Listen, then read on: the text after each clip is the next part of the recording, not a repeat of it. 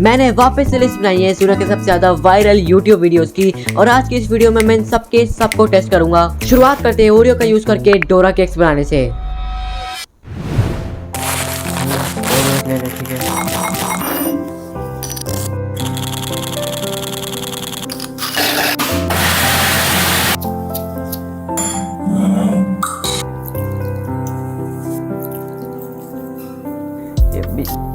ये बना क्या रहा है?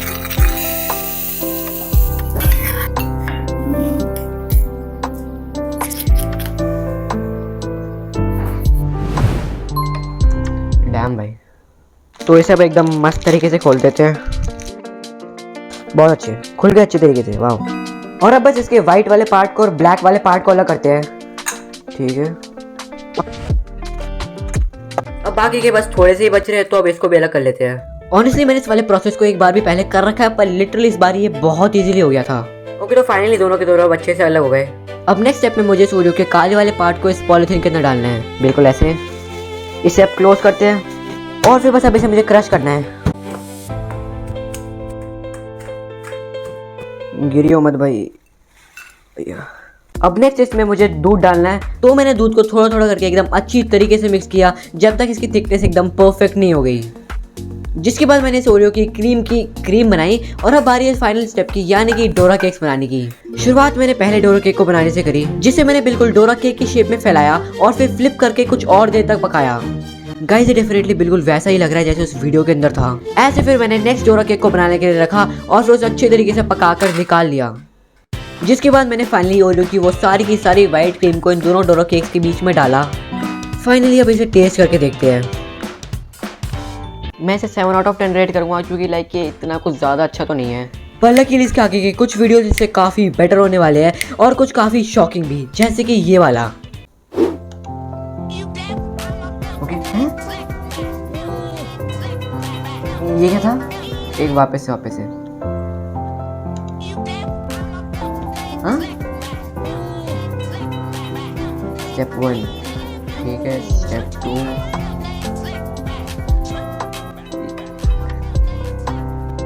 एक कर कैसे रहा है?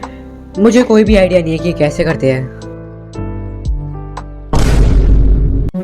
ऐसे फिर मैंने बहुत देर तक ट्राई करा, पर मेरे सारे आइटम्स बिल्कुल बेकार थे। इसलिए फिर मैंने उस वीडियो को रिवॉच किया और फिर वापस ट्राई करा, पर इसका भी कोई फायदा नहीं था। गाइस, अब क्योंकि इसके लिए इतनी ज्यादा हार्ड है, इसलिए मैं वीडियो के एंड तक तुम्हें इसे सीख कर दिखाऊंगा। तब तक तुम इस पेपर क्रॉसबो को देखो, जो कि एक्चुअल में काम भी करती है। ओके, क्रॉसबो देखते क्या बना रहा है। ठीक है, बना लिया।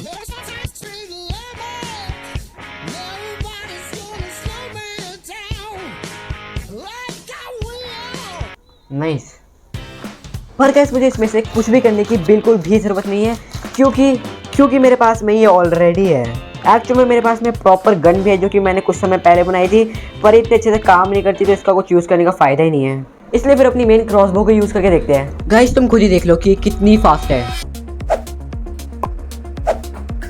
देखा, मैं मजाक नहीं कर रहा था। ये पेपर क्रॉसबो एक्चुअल में बहुत ज़्यादा फास्ट चलती है। लेकिन देखते कि क्या एक एप्पल में छेद कर सकता है, जिसके लिए मैंने एकदम जल्दी से एप्पल का जुगाड़ भी कर लिया। ओके, तो एप्पल का तो जुगाड़ हो गया। अब बस इसको देखते कि क्या ये छेद कर पाता है उसमें या फिर नहीं। 3, 2, 1 सॉरी, वापस से 3, 2, 1। नॉर्मल एरो के साथ तो छेद नहीं हो पा रहा था, इसलिए मैंने इसके एरो में कुछ मॉडिफिकेशन करी। ओके ठीक है, तो इससे तो छेद हो ही जाना चाहिए। 3, 2, 1। ओ, बोला था ना। गाइस देखो, एकदम क्लीन छेद हुआ है, मतलब इससे तो अच्छा कुछ नहीं हो सकता था भाई। मैं जेन्युइनली सरप्राइज था कि हम मैकडॉनल्ड्स के फ्राइज को इजीली घर में बना सकते हैं इन भैया के हिसाब से। तो ये मैकडॉनल्ड्स के फ्राइज का सीक्रेट क्या है, मुझे आप बता सकते हो? आलू तो गया बेटे। cut into fries, vinegar and salt, and then your fries. Now boil these for 5 minutes. Strain. Now dry them out just like your relationships, and then we flash fry for 60 seconds. There should be no color on them. Now let them cool for at least 10 minutes, and then we fry again until GBD. Season it while it's hot. Some salt and pepper. Screenshot this, and that's your peri peri mix. So are you team peri peri or just salt and pepper? Guys सबसे पहले इन आलू को छीलते हैं। बिल्कुल ऐसे guys अभी आलू एकदम चिकना हो चुका है और ये अब नेक्स्ट स्टेप के लिए तैयार हो गया है, जो कि है इसको काटना एकदम मस्त तरीके से फ्रेंच फ्राइज की शेप में। आई थिंक सो कि अब ये काफ़ी परफेक्टली कट गए, मतलब मस्त से लग रहे हैं बिल्कुल। अब गाइस नेक्स्ट स्टेप के लिए मुझे इस आलू को इस उबलते हुए पानी के अंदर डालना है, पर उससे पहले इसके अंदर थोड़ा सॉल्ट ऐड कर देते हैं, क्योंकि उस बंदे ने बोला था, वैसे उस बंदे ने विनेगर भी ऐड करने को बोला था, पर लाइक वो मेरे पास है ही नहीं, तो क्या ही कर सकते हैं। अब इस पूरे के पूरे आलू को डालते हैं इस बॉइलिंग वाटर के ऊपर। अब इसको एकदम अच्छी तरीके से अगले 5 मिनट तक बॉईल करते हैं। अब इसमें से अपने फ्रेंच फ्राइज को मुझे ड्रेन करना है। उसके बाद मैंने इन्हें ड्राई किया इस रुमाल का यूज़ करके। आई प्रॉमिस कि रुमाल मेरा नहीं है। इसे अब नेक्स्ट फ्राई करना है 60 सेकेंड्स के लिए। गाइस अब टाइम आ गया इस आलू को इसके अंदर डालने का।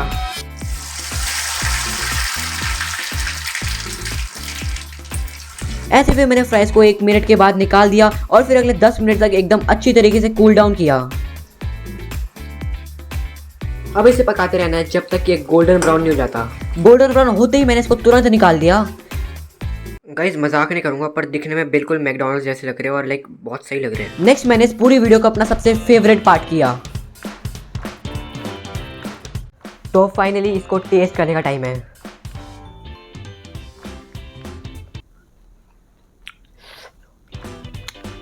गाइस ऑनेस्टली बता रहा हूँ बिल्कुल मैकडॉनल्ड्स जैसा ही है, लाइक ये बहुत क्रेजी है।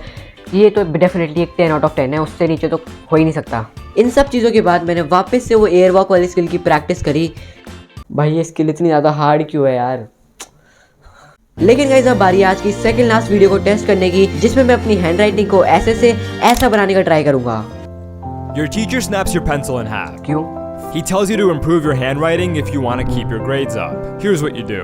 So you pull out a piece of paper and write a random paragraph. You grab a red pen and circle issues with your handwriting. You look for misalignment, which was my biggest issue, inconsistent letter spacing, and inconsistent letter height. Then you rewrite the paragraph, making sure the letters line up, have the same height, and aren't too smushed or far apart. You practice for 15 minutes daily and follow for more tricks.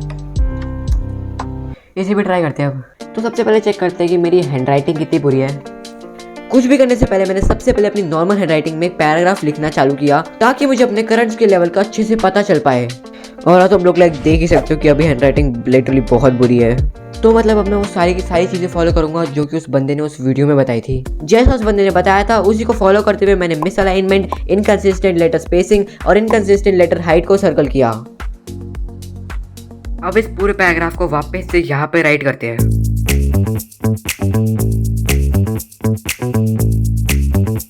Guys definitely थोड़ी बहुत तो improvement दिख रही है, तो मैं इसके सारी मिस्टेक्स को सर्कल करता हूँ, उसके बाद वापस से इस पैराग्राफ को लिखता हूँ। तो मैंने वही किया, अपनी सारी मिस्टेक्स को सर्कल किया और फिर वापस से पैराग्राफ को लिखा। तो इस डेफिनेटली जो मैंने पहली बार पैराग्राफ लिखा था और जो अब लिखा है उसमें लिटरली बहुत ज़्यादा इंप्रूवमेंट आई है, तुम अपनी स्क्रीन पे भी देख सकते हो। तो मतलब इस वीडियो से मेरी हैंडराइटिंग में काफ़ी इंप्रूवमेंट आई है।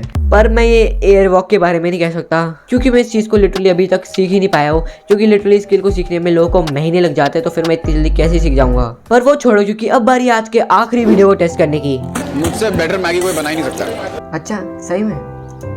कुछ नहीं, मैगी को नॉर्मल डालो, मसाला डालो, दो, वो तो मैं भी करता हूँ। उसके बाद हल्की सी लाल मिर्च, हल्की सी हल्दी, उसके अंदर थोड़ा सा एक्स्ट्रा नमक डालो, उसको उबलने दो, अच्छे से पक जाएगा। एंड में थोड़ा सा 2 कड़छी चम्मच दूध डालो। I know it's shocking, but थोड़ा सा दूध डालो, उसका थोड़ा सा गाढ़ा क्रीमी टाइप बन जाएगा वो। उसके बाद उसको और थोड़ी देर पकने दो और उसके बाद एंड में मस्त एक स्लाइस बटर लो और उसके ऊपर डालो और थोड़ी देर और गर्म होने दो और फिर उसके बाद खाओ। गाइस देख ही लेते हैं रेसिपी कितनी अच्छी है। मैगी का पैकेट तो खुल गया है। सबसे पहले तो मैगी को नॉर्मल तरीके से ही पकाना है, इसलिए पानी डालते हैं अपना। अब अपनी मेन मैगी सब, अब इसमें मसाला डालते हैं।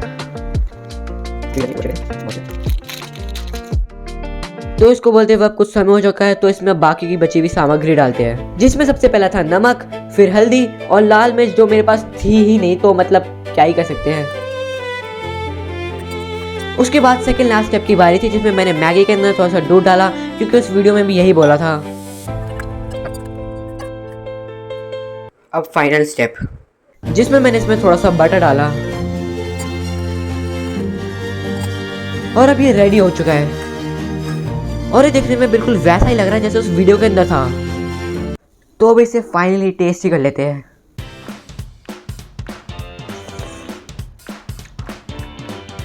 भाई लाइक मैं ऑनेस्टली बताऊंगा, मुझे बहुत ज़्यादा डिफरेंस तो पता नहीं, फील नहीं हुआ इस वाली मैगी के बीच में और नॉर्मल वाली मैगी के बीच में। तो मतलब वो बंदा सही तो नहीं था। इसे मैं रेट करता हूँ 7 आउट ऑफ 10, उससे ज़्यादा डिजर्व नहीं करता है। और अब मैं इस मैगी को पूरा ख़त्म करता हूँ, तब तक तुम जाकर ये वाली वीडियो देखना जो तुम्हारी स्क्रीन पे आ रही होगी, क्योंकि लाइक ये बहुत अच्छी है। और चैनल को भी सब्सक्राइब कर देना।